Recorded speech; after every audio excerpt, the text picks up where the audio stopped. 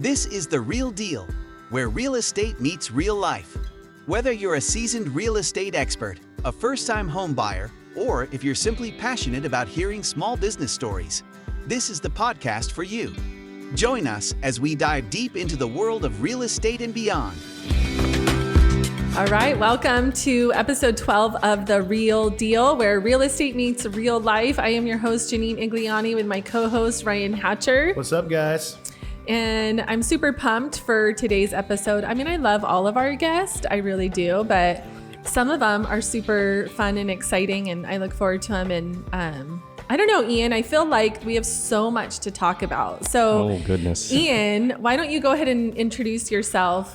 So I'm Ian Tolenada. I'm the photographer, videographer for the team. My business is called Aim Standing Media, and I shoot anything from houses to portraits to cars to small business, whatever you need, whatever's clever, basically. So before we dive into all of that, why don't you share how we know you, how we came to This is a great story. So, so 2020, basically Thanksgiving is when we moved to Eastmark. And before that, we had been scouting Arizona because my best friend, still lives in Queen Creek. And we'd made a few trips out just to kind of scout because we wanted to leave California, leave San Diego. And basically we found Ryan through an open house that was happening here in Power Ranch, I believe. It was Power Ranch, right? Yeah. Yep. So I still remember that conversation. Yeah. It was you and Amy, and you had your friends with you. Yes. Yeah. And so he was super friendly, and we just clicked right away. So we're very fortunate to have had a fantastic realtor in San Diego and also here as well to help us purchase from out of state. And the whole thing between everything, and the whole team just made it super seamless, and the transition was very, very, it was amazing for my family. So we ended up getting a house in Eastmark. I think it was at the time, gosh, what was it listed? $450? I can't remember now. Yeah. It was $450, and Eastmark is an amazing neighborhood. We toured that place and we loved it. But the story behind that is kind of crazy. So I was at home. At the time, I'd taken time off work because I had a bunch of time while I was still working at the hospital. And my wife was here doing her physical for one of the hospitals that she was working for. She still works for that company, but in a different capacity. Anyways, getting her physical done, all the HR stuff done. And she's like, hey, should I go look at this house? I'm like, of course. Why wouldn't you go? Don't waste time. Go. And she's like, okay. So she contacted you, and you were able to squeeze in a showing, I think, like the last showing, right? Before Maria was that realtor that she closed up. Yeah. That's right. Yeah. And long story short, she's texting me all the stuff like, can you get the letter ready? Can you get all this ready? We're going to put an offer in. I'm like, are you serious right now? She's like, yeah, I'm serious. I go, okay. It was fast. Yeah, it was fast. And I don't know, 2 or 3 hours later, she's like, we got the house. I go, what are you talking about right now? Kind of a crazy market though, right? Yeah. So I think we offered 10 over and we got it. And our house in San Diego, we had 7 offers in 3 days, which is not surprising at San Diego, especially at the market that time. It was really good. So anyways, that's how we all met. That's awesome. You gave us the keys, I believe, I did, right? yeah. Because I don't know, I think I was out of town. Yeah. So it was good. So I have firsthand customer experience dealing with these folks. So it's amazing. And then, so when you came here, I remember that first meeting with you, and you had mentioned that you had a clothing line. Yeah. How did you get into that, and tell us about that? So I'd been wanting to create a clothing line for years, back in college, actually. And I just didn't know what I wanted to do. But basically, when we moved here, a lot of things changed. A lot of career changes happened. The state of the country and all that stuff. And I left healthcare for a multitude of reasons, and I wanted to make a brand that stood for something. So this brand, which it's on hold now because I just need 10 of me because of all the things I want to do in life. I have to shift focus on other aspects. But this clothing brand called Momentous Clothing, momentous meaning of great or significant importance. I wanted to make a brand that stood for faith, family, and freedom.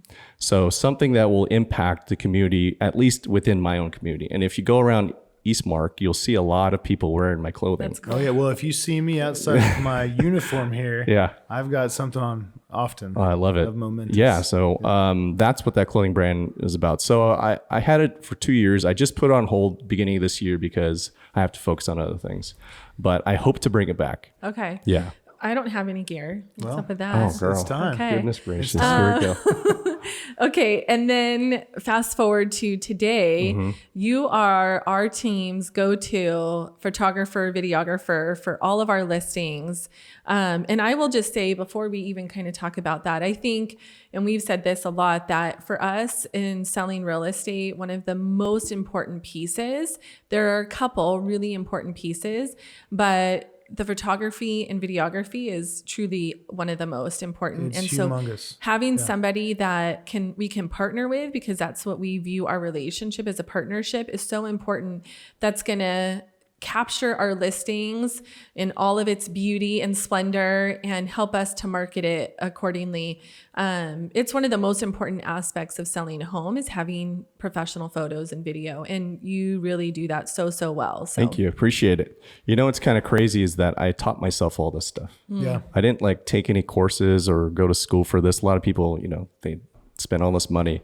I just got into photography basically. Beginning, I was into cars. I have a YouTube channel that's very small, but it was more of a hobby while I was finishing up my degree in respiratory therapy in college. And then got really into cars, had some DIY installs, that kind of stuff. And then I had kids, and I was like, I really need to get good at photography, because I always say this to people and people laugh, but it's a real thing. Like, I've had a lot of concussions before concussions were a thing. And I don't trust my memory. It's kind of crazy. It's like we're going on a tangent now, but I want to be able to look back and like treasure those moments with my kids and videos. And, you know, you guys see it like when you pull your phone up, oh, memories from 2 years ago. It's like so nice to have those things. Yeah. And back in the day, I used to make fun of my parents for wanting to take pictures and videos. I'm like, yeah. But now I'm the complete opposite, obviously. That's cool. So yeah, I learned all that stuff, and I just really put the work in. My kids give me crap about that too. I take a lot of pictures. Well, so let's talk about that for a second. How you got into this, because I don't remember if you brought it up or if I brought it up, but we were talking about just career paths, and you were wanting to leave the medical field, and our photographer at the time, Rich, I mean, he was our guy for what, 8 years, 7 or 8 years. Rich, Stud. shout out to you, brother. Yes, Rich. You're the man. I miss that guy. And he was moving out of state. And so we needed to find somebody. And because we take the photography so seriously on our team, that's such a huge component of our process. And it's one of our secret weapons. I mean, it really does make a difference. I remember before I even was looking at becoming a realtor, before I joined our team, and I would see our team stuff, I'm like, well, that looks different than most, you know? Yeah. So it was a big deal. And I don't remember if you brought it up or if I did, but I'm like, hey, we're going to need somebody. I remember we had lunch or breakfast, and I brought a sample, and I said, can you do that? And you go, yeah, I can do that, and probably better. Yeah. That's awesome. And it wasn't Rich's, it was actually somebody else's. Yeah. But anyway. I remember this. You came over, I think you were dropping off a pie. Yeah, okay. Because you know I'm a fatty. And it was Thanksgiving. Yeah. You're dropping off a pie, and we were just talking, you know, like we normally do when you come over, and just kind of bouncing off ideas. You're asking me about the clothing line. I go, you know, I'm thinking about doing some like real estate photography and videography. And you turn to me and you're like, your eyes just lit up. You're like, are you serious? I remember that. You go, are you serious? We were actually looking for somebody. I had just found out Rich was moving. Yeah. Yeah. You go, this is crazy. The stars aligned. Yeah. So that's how it all happened. And then I went and shot some the model homes. Yep. And came prepared. I'm like, send us your sample. Yes. You interviewed for the job. Yeah. Sure. Because I mean, here's the thing. Like, I truly believe you can never make another first impression. Sure. You cannot do that. Yeah, we knew each other. We have, you know, some rapport. You guys are great at customer building and rapport building and staying in touch. But like, this is a different capacity. Yeah. You're going to get to know me. I'm going to get to know you guys in a different capacity. So I wanted to let you know that I don't mess around. You know, I went from a very stable career, like awesome paycheck, great benefits, all this stuff, to, and also teaching, you know, part-time for a college, to having to create businesses to make money because I was tired of not being my scary. own boss. Yeah, it's terrifying. So I'm like, you know what? I'm going to try to do my best and we'll see where this goes. Yeah. So I'm glad it worked out. Yeah. Oh yeah. Well, it definitely worked out for Yeah. sure. And, to Ryan's point earlier, like, send us what you got, because it's not something that we were willing to compromise on either. Right. And I really agree with you that I feel like you have elevated our listings, and I love like your take on it, how you view them. I do think when you present a home, it's really, you're showing it off from your viewpoint, and that can change depending on who's behind the camera. For sure. Yes. And it makes such a difference to capture like the beauty of the home so that it shows in its best light. One of my favorite things is we get compliments all the time on our listings. Like, Janine, your listings always look beautiful. And it's because we don't compromise on those things. We don't cut corners. We're super intentional, and having you that knows what we like, and it works so well. That's great. So I tell, most of the time it's not a vacant home, right? People are occupied or the houses are occupied. I'm there and having a great conversation. And then we just get to talking while we're shooting. And I always tell them when they ask, is this going to look good on the photographs? Is it going to show well? I go, it's going to look the best I can make it look. I tell them, what's going to happen is I always shoot the homes as if it was my own home that I was trying to sell. So I don't cut corners. Like, I don't mess around. You might have someone that, company ABC that has like 30 or whatever employees and they outsource their editing, which is great. Like, I understand you need to scale to a certain point. But at the same time, there's something to be said for someone who's in control of everything, which I don't outsource my stuff. As of right now, I have never outsourced anything. And there's pros and cons to that, right? I don't, you lose sleep a little bit, but it's like at the end of the day, it's a reflection of me and my creation. And it's like, I don't want to sacrifice that. For so sure. until I find, if I ever go that route, a quality editor that can replicate what I'm doing. And it's nothing crazy. It's just when you hire a company who's just, someone's showing up and it's not there. They don't have any skin in the game. It's a lot different. Oh, it yeah. They'll sit there and they'll click and then boom, boom, boom. Let me talk about that for a second. So this is something we've always done. So I really didn't know any different. And then I started to see how a lot of other realtors will tackle the photos. Literally some will take photos with their phones, and we're talking $1 million houses. It drives me crazy because I know those sellers may not even realize how much they're missing out on. Nope. And how much money they may be leaving on the table because of that. Because if it doesn't show up online first, they may just completely, think about anything you're buying on Facebook Marketplace or first impressions. OfferUp. If you don't have photos or they're not good photos, skip. I don't care how good a deal it may be or what it may be. Well, and it's so important because everybody's online now. Yes. I've been doing this for 10 years now, as of next month, and I've been able to see the trajectory of that. Honestly, the older generation, when I first started, wasn't online looking. Literally everybody is online looking now. It does not matter how old you are, where you're from, whatever. And that's where they start their search, is looking online. So what we tell our clients, it's so important that not only your home shows up everywhere, but it shows up really well. And a big part of that, one of the biggest parts, is having beautiful photography. So it visually entices. I have a quick story. My listing on Leadwood, if you remember, so that was listed with another realtor for 70 days and had 4 showings in that time frame. We did our standard process, which first we always have our stager come out, tell our clients what to do to get it ready, which on a side note, that's another secret weapon. Sure. Super helpful. And then when that home is ready, then you come in and shoot photos and video. And that first weekend we went on the market, we had 6 showings. Wow. We are going into the first week now, and I guarantee you by this weekend, we will be under contract. What was the difference between me and the other realtor who literally had it for 70 days? And it was those things. Yeah, it's crazy. Well, yeah, we just shot that house. That was like last week, right? Yeah. Here's something else that I love too. So one of my favorite parts when you're meeting at the house to start the photography, I love going there with you. And it's just a nice transition because they're used to working with me already, but they don't know you yet. You're an extension of our team, and I tell them that. But just meeting there, and then what we do, and this is kind of just good information for people, we really walk in with kind of a different eye to dial in the house even further. So little things like making sure all the blinds are open and they're the right angle, so there's consistency. Removing trash cans, fixing, whatever it may be, pulling out trash or something, because every house has something like that. Yeah, I was just doing that yesterday at the shoot. Yeah, that's why the tiles or whatever, I move those to the side. Yeah, I'm like, I don't think, So just little things that I don't think, and I seen this in other listing photos. They'll be all discombobulated.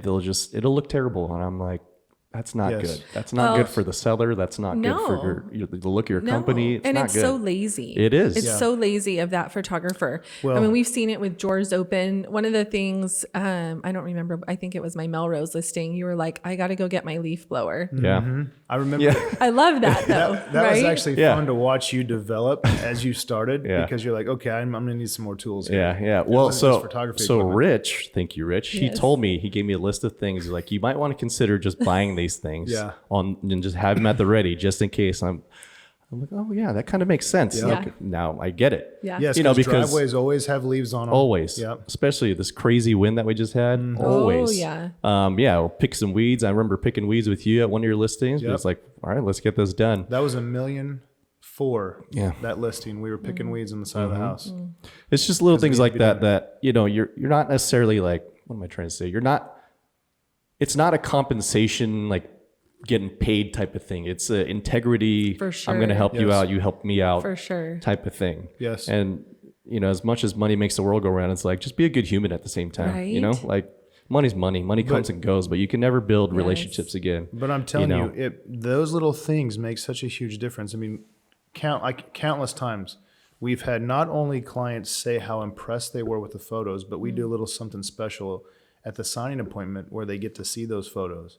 And often they're crying because they've lived in the house for 10 or 20 years. And this is now a compilation of all of those years and those memories. It's Which is so fun. Cool that that's like a keepsake. I remember the first condo that Ray and I had. And when we moved, because scrapbooking was so popular back then, I made a scrapbook of my house. I took pictures because we had redone so much in there anyways. And it was, so I had done before and afters, but I still cherish that now, having those memories of our first home together, you know? So it's super cool that they get to have those photos as a keepsake where they've lived their lives and all of that. It's super special. Yeah. It's funny you mentioned that because our house in San Diego, when we moved, I actually took photos of the house after the photographer because it was all staged. I'm like, that's when I actually started thinking about doing this in San Diego. That's cool. For the realtor that we had there. And I'm just going to see what I can do. And I look back now and they're like on par with a lot of the other listings, but I've grown up much more, just put it that way.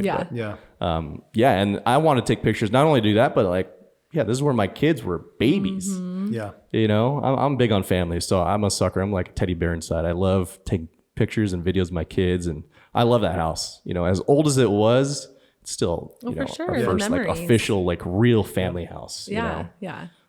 Well, and you were saying this earlier, which I'm like, because I just got back from my Keller Williams conference, so my head is like spinning with all the info. And one of the things, we had Ed Milet there.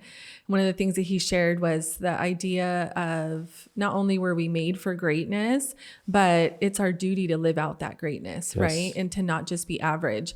And I think about that in everything that we do, right? Like, why would you show up to a house to photograph it and just to be average and let, drawers open and whatever clutter? Like, why not take the extra 2 seconds to tidy it up if it needs it? You know, hopefully our listings don't need that when you get there, right? Yeah. Because we do try to prep them in advance, but it's our duty to do it to the best of our ability. Yeah, you're helping someone out. Yeah. And at the end of the day, it's about helping each other out. There's so much like nonsense and negativity. You just got to be helpful. Like, how do you bring value to the table? Yeah.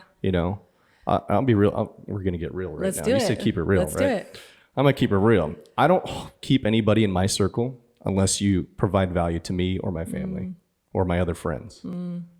Like, because otherwise, what's the point? Then you're just a taker. You're You're just a taker. Exactly. Yeah, you got to be a giver. Yeah. If you don't bring value, it's like, sorry, like, good luck. You know, another thing that, sorry, I'm probably going to sound like this for the next 2 weeks, but another thing they said at the conference was you have to invest daily in the relationships in your life, like daily. It's a daily intentional exercise of being purposeful with investing in those relationships. And I think about that as it relates to business. I think about it as it relates to my family, as it relates to my husband.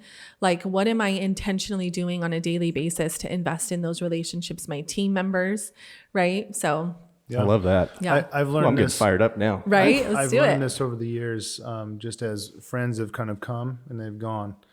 And it's the concept of, am I making deposits or withdrawals? Yes. And you Love need that. to have more deposits than withdrawals. Well, Yeah. and also, I think, and this may strike a chord, but like investing in being intentional with those relationships.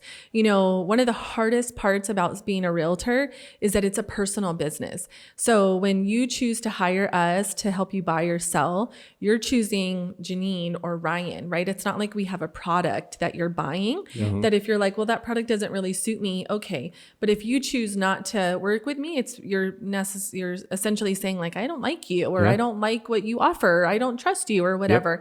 It's very, very personal, which is amazing, because when you develop relationships like obviously we have with you and we have with some of our clients where they're so deep and it stemmed from a working relationship and then it becomes a friendship, that's like so rewarding. Yeah. But on the flip side, when friends or whatever, when they, or even past, they don't see that relationship in the same light, it's incredibly hurtful. Yeah. Because it's us. Yeah. And so when you work with us, we don't view you as a transaction. And maybe that's the reason why it's so hard, is because we don't look at you as a transaction. We look at you as a relationship and somebody that we want to be in relationship with. It's really, really powerful on both sides. Yeah, I mean, there are people that are not really interested in long-term relationships with a realtor, you know, but that is our intention always, because we want to stay in touch. We want to see how your life continues, and we want to be of help down the road. And it may not even be real estate related. It could be something completely different. Yeah. So it is tough. Yeah. But it's also important for us to understand not everybody's looking for that. And you kind of let them go, and then you go find the ones that are. Yeah. It is what it is, you know. If people don't want to build a stronger community, a more tight-knit community that holds actual values, then it's okay. Yeah. You know? Right? We'll just move For on. sure. Yep. It was meant for, there's a reason. Yeah. Look, here, I have another quote from my conference. This is so bad. She's nerding out right But now. they said, you know, in all of those challenges, there's opportunities, right? And it's not, why did this happen to me? It's looking at it and being grateful that it did happen to me, because what are you going to learn from it? How are you going to grow from it? How are you going to be better? And I love that. Yeah. I'm all about it. Yeah. I mean, struggles make us stronger, right? Mm-hmm. So I've had different business, and in the past I've failed. I've seen clients fail, and it's like, why did that happen? How can I prevent that from happening next time? Whereas, you know, you have some people, unfortunately, will just take that and they'll just live with it Right. and just accept defeat. And then you'll notice throughout their life, and I've seen it through friends and just colleagues, like they'll just kind of stay at that plateau and never really rise above. And I think having the fortitude to like, you gotta strap your boots on and for like, sure. you gotta go to work, bro. But You like gotta lean get it into done. that, lean into that failure of like, I'm going to learn from this. Let it hurt. Right? You know, like embrace it. Yes. Who's it, David Goggins, or is it Jocko Willing? Embrace the suck. Yes. Yeah, it's Like Goggins. embrace it. Yep. You know, like never let that rot in your body, and just never let that happen again.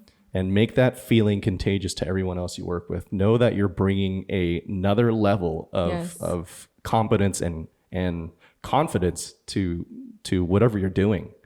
Yeah. You know? Yeah. And not being ruled by our emotions, right? Like not sitting in that, but like saying, okay, I'm going to learn from it. Because at the end of the day, we can't control what happens to us. We can't control all these circumstances, but we can control how we respond, right? And getting up, you know, like you said, putting on your boots and getting Just go back to at work. it. Yep. Yeah.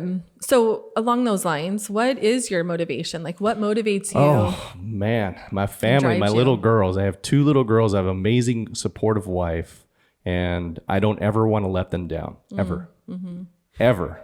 You know, whew, You're a good dad too. getting teary eyed. Yes. We were just talking, I'll tell you, just this morning, my husband and I were talking, and he was talking about how when he was in the fire academy and it was so hard and he wanted to quit almost on a daily basis, the thing he said that kept him going was reminding himself of our family and how he didn't want to show up and be a failure to them. So he was like, I'm going to keep going. Oh, sorry, Ian. Dude, you're going to make me cry, man. Right? Well, That's awesome. They are the cutest little girls, and I love how you bring them to our events. Yes. And they get to experience it, and it's so fun.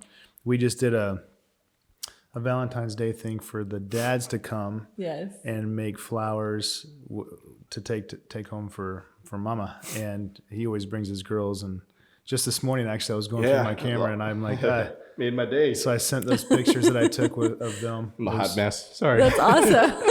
That's good, man. I love Keeping it real here. Because you know what? We feel the exact same way. Where real estate meets real life, right? Right? Yeah. Gosh. So Yeah. There's nothing more important than family. For sure. You know, they're there and they should be there for you. yeah. That's awesome.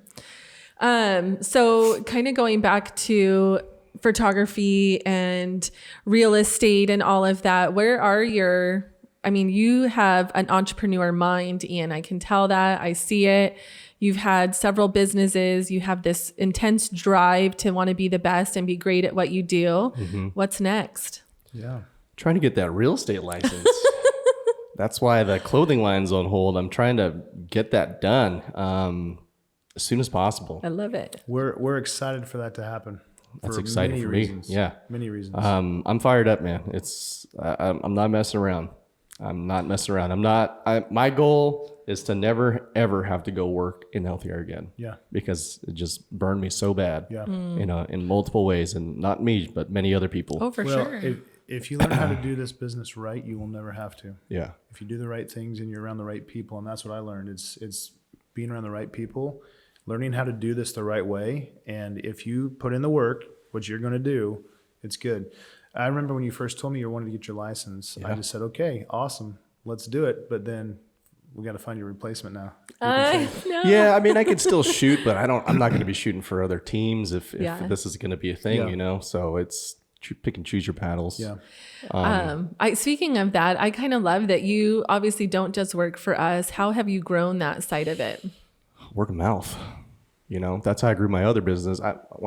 I used to be a personal trainer back in the day. That was my first like job that took me through my undergrad studies, and then I managed a few studios, 4 of them. I was district sales manager for these personal training studios, and then I actually opened up my own business for 2 years. And I learned that through the struggles, as long as you do good work and you're a great person, right?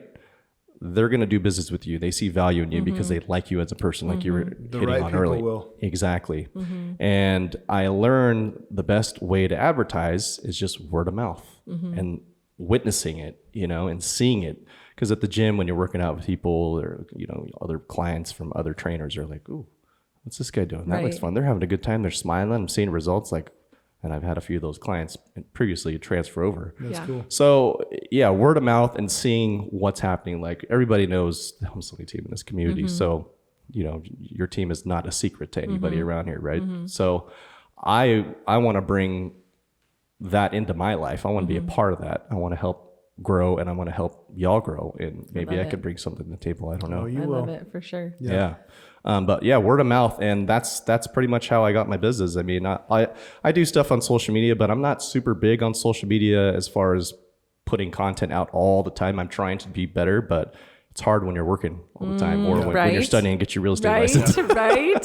So I'm doing what I can, but And that'll be one of the biggest challenges you'll ever have as a realtor. As you start getting busy and you're helping clients, doing those things it's tough. And that's why most realtors don't do a good job with social media and yeah. a lot of the important pieces of our business because that's not their wheelhouse. And Yeah.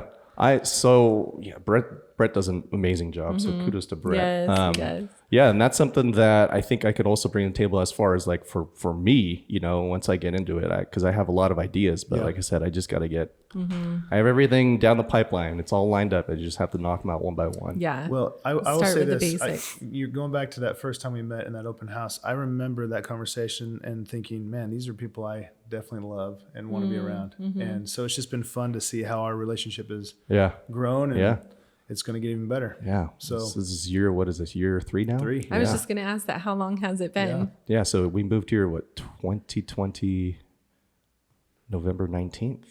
Of 2020? Yeah. Yeah. Oh, I could go on and on about that side of it. Like how long did you guys sit on the idea of moving to Arizona? Why Arizona? Oh, do you want to get real I or feel what? like we should. Okay. Hit it. How real do we want to get on here? You know what I'm saying? Yeah. Where do I start? Was it a long time coming? No. Okay. Well, San Diego's really hard to leave. San Diego, I mean, people go there to vacation for a reason. It's literally like one of the most beautiful cities in the whole world, not just America, but like the world. But there are aspects that living in California that my family doesn't necessarily agree with. And that's okay. I think a lot. I'm being honest. So there's like a mass exodus. Well, there's a reason for that. Yeah. And I think it's because people like their freedoms not being taken away from them. They don't like the quote unquote, are we getting real? Look, I'll let you share and then I'll share a story. Okay. I'm I'm pro freedom. Yes. Okay. Number 1. So you do you, I don't care. Just don't try to shove it down people's throats. Right. That's totally fine. I don't want people telling my boy or my girls that they can be boys one day and they can be a cat or an elephant the next day. There's that. So I'm pro medical freedom. I'm pro Second Amendment, and I'm pro nuclear family unit, as in you need to have a mom and a dad in the house to raise your kids because there are certain aspects of parenthood and genders, because there's only 2 that you can learn from. Yeah. Dads teach you certain things. Moms teaches you certain things, and sometimes most of the time it's not a 50-50 relationship, right? Being a parent. No, for sure.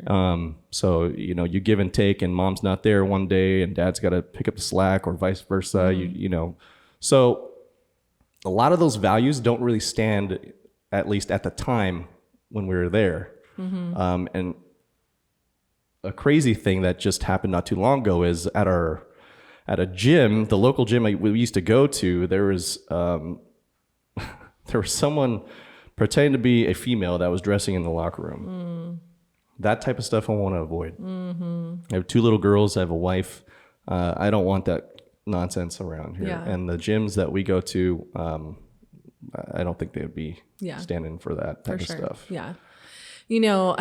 Super interesting just to kind of put together the state of California at my conference. Sorry, guys. It is what it is. I was in a class and it was a luxury real estate class. And so there was an agent there representing Beverly Hills. And he was sharing that California has passed, as of effective April 1st, the mansion tax. Have you heard of this? No. So if you sell a home over $5 million, you're taxed 5.5%. I'd have to check my notes on top of that. And then if it's over 10 million, it's a certain thing. And he was saying, he's like, get ready. It's coming to all of your states but guess what the tax is to go to? It's to go to their homeless population. And he was saying, which blew me away, that the homeless is so bad when they host open houses in LA, Santa Monica, all of those areas, they will have homeless come into their open houses and squat there. And there's nothing they can do. That's what happens when... Isn't that crazy? Yep, that's what happens when you let nonsense like that go and there's no regulations on it. It's crazy. I mean, I could put my tinfoil hat on. That's not so tinfoil anymore, but that's a plan. Right? They want to run California into the ground. It sucks because I was born and raised in California. I grew up Bay Area, went to San Diego for college for a little bit, went to Fresno, graduated Fresno, lived there for 7 years, went back to San Diego. I love California. Same. Yeah. It's probably the most beautiful state It is. of all states. Yeah. And but It's super sad. yeah, So it's you- getting ruined. You said something about family that I want to share. It kind of prompted a thought. Probably 15 years ago, my aunt back in Missouri was interviewing for a principal position. And they asked her a question at the end that they had asked all the candidates. And it was something to the effect of how do you solve the problems that we're seeing with society and with kids and behavioral problems and things in school? And this was way before now, obviously. So probably before her time, she answered this question. But she said, I would fix the family. Mm-hmm. If you fix the family, 99% of our problems in this country go away. I don't know if that's the percentage, but think about that. And they said it was the best answer they've ever heard. And I don't know why that was so surprising. It's just But because phenomenal answer. Yeah. And that's exactly so what we do. It doesn't get better than that, right? How do you address the issues if you're raising a family with no head of the family or heads of the family? Who are the kids learning from? Yeah. If you're going to let your kids run amok, or if they don't have someone to look up to for those certain values from a mom or a dad, what do you think is going to happen? That's one of the things I love about what we do and why we do what we do is so much of our events and community events are focused on families and bringing the families together. Because when I moved here also from California, I remember coming to community events and meeting my neighbors and having fun memories with my kids and being like, this is amazing. Mm-hmm. Like, this is so special. And so the events that we do are born out of that same desire of wanting to create those opportunities for our clients and their families, whether it's a date night or it's a family, fall festival event, like all of the things that we do. And I love that I honestly love that we get to have these events and create these opportunities for our clients to make amazing memories with their families, because that's what it's about. That's what it's all about. And, this being a realtor and doing that work hand in hand. You're helping build strong communities. For sure. Love it. I love it too. I have some ideas, by the way. Okay. I can can't bring to wait. the table for I want the to hear future. 'em. Bring them. Well, anything that we didn't ask you, Ian, that we should have? I don't know. I already cried hot mess express on here, so I think we're all good. Goodness, like a freight train of messiness. I hate crime, but it's a good thing. You'd ask my wife. I'm kind of, and the friends, like, I don't know, I cry all the time talking about family. Yeah. Well, I don't know if you guys knew this, but Ray teared up on his thing when we were talking. Yeah. But he didn't have a complete meltdown like this guy just did. Well, thanks, Ian, for being with us today Yes. and for sharing and for being so open. We appreciate it. We appreciate being in business with you. It's honestly so awesome. Thank you guys. So, Life love changing. it. Literally life changing. That's awesome. yeah. Thank Thanks, you, man. Ian. You're a stud. Thank you. Thanks for listening to The Real Deal, where real estate meets real life. Make sure to follow or subscribe to the Home Selling Team on YouTube, Instagram, and Spotify to stay up to date with our podcast.